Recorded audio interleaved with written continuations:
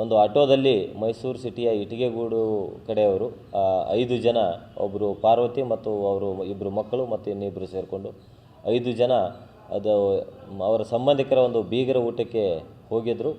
ಆ ಒಂದು ಸಂದರ್ಭದಲ್ಲಿ ಆ ಒಂದು ಗ್ರಾಮದಲ್ಲಿ ಪಾಸ್ ಆಗ್ತಾ ಇರುವಾಗ ಒಂದು ಕ್ಯಾಂಟರ್ ವಾಹನಕ್ಕೆ ಸಣ್ಣ ಪ್ರಮಾಣದ ಒಂದು ಡಿಕ್ಕಿಯಾಗಿ, ಆವಾಗ ಡಿಕ್ಕಿ ಆದಮೇಲೆ 2 ವಾಹನದವರು ಮಾತುಕತೆ ಮಾಡ್ಕೊತು ಅಷ್ಟರಲ್ಲೇ ಅದೊಂದು ಪರಿಸ್ಥಿತಿ ಕೈಮೀರಿ ಇಬ್ಬರು ಹೊಡೆದಾಡುವ ಒಂದು ಪರಿಸ್ಥಿತಿ ಬಂದಾಗ ಅಲ್ಲಿ ಇದ್ದ ಗ್ರಾಮಸ್ಥರು ಹೋಗಿ ಅವರನ್ನು ಒಂದು ಜಗಳ ಬಿಡಿಸೋ ಒಂದು ಕೆಲಸ ನಡೀತಾ ಇರ್ತದೆ.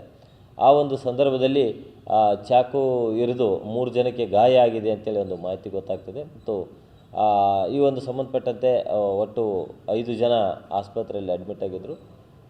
ಈಗಾಗಲೇ ನಾವು ಪ್ರಕರಣವನ್ನು ದಾಖಲು ಮಾಡಿದ್ದೀವಿ. ಈ ಒಂದು ಪ್ರಕರಣದಲ್ಲಿ ಏನು ಚಾಕು ಇರಿದವರು ಮತ್ತು ಇನ್ನೂ 3 ಜನ ಅವರನ್ನು ನಾವು ಈಗಾಗಲೇ ಆಸ್ಪತ್ರೆಯಲ್ಲಿ ಚಿಕಿತ್ಸೆ ಪಡಿಸಿದ್ರು ನಾವು ನಮ್ಮ ಒಂದು ಕಸ್ಟಡಿಗೆ ನಾವು ತೆಗೆದುಕೊಳ್ತಾ ಇದ್ದೀವಿ.